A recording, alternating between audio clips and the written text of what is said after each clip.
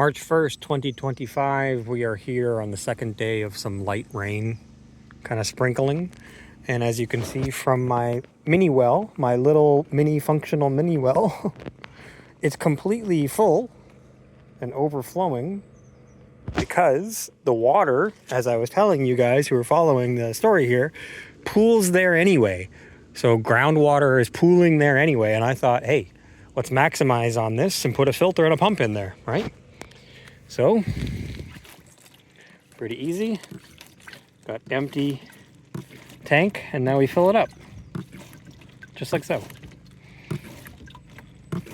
So this would be rainwater filtered by the ground, a membrane of rocks, and then 2 layers of nylon. Nylon, like women's pantyhose. And we can fill that up together on this video. So this is how you too can make a functional mini well. I'm here in Portugal, and in Portugal a lot of people think that there is a drought and that water is scarce. I beg to differ, and I know I'm doing this kind of on a small scale, on a small vegan farm, building a food forest here in the Algarve, but I think what I'm doing can be scaled up, and I'm not some super genius who figured out how to reinvent the wheel. People have been digging holes in the ground for water for a long time.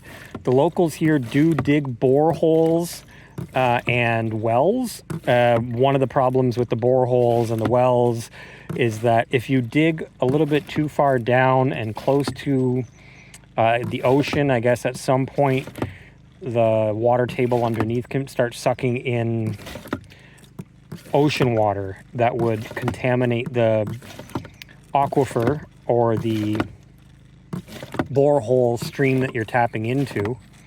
And some locals are concerned about that, and for good reason, because if you're a farmer, you don't want to water your crops with rainwater.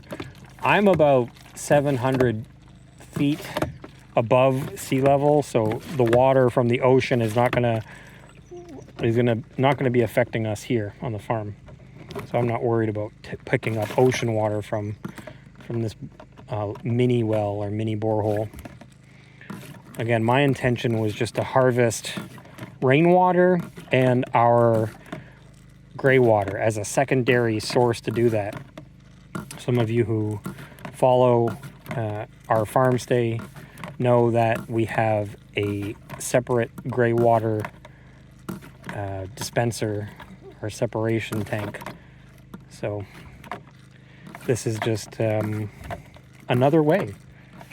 And we're almost done filling up 6 liters of groundwater that you could use through a watering can to water your plants. And so you answer me this: is it better to harvest this water, or is it better to allow it to seep into the ground and dissolve and go back to Mother Nature? As a farmer, I feel like it's good that I get in between it. I'm not taking more than Mother Nature produces, and we live in what you could call a closed system where even if it goes into the fruits or we drink it in our bodies, we pee it back out. The fruits wind up back in the soil. It all winds up back in a closed system. What I'm saying is, like, all the water that's ever been here is still here. Primary water, underground aquifers, ocean water. It's all a recycle system of distillation and reabsorption, and that's just how Mother Nature has done it.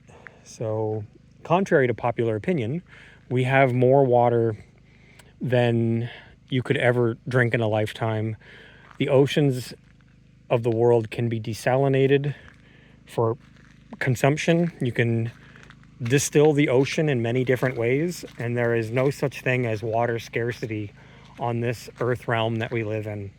And if you heard it here first, then you heard it here first, and I'm happy to tell you that if I can figure out how to source water from multiple different ways here in the hillside of the Algarve, Portugal, without being on grid, you can too. Come to my seminar.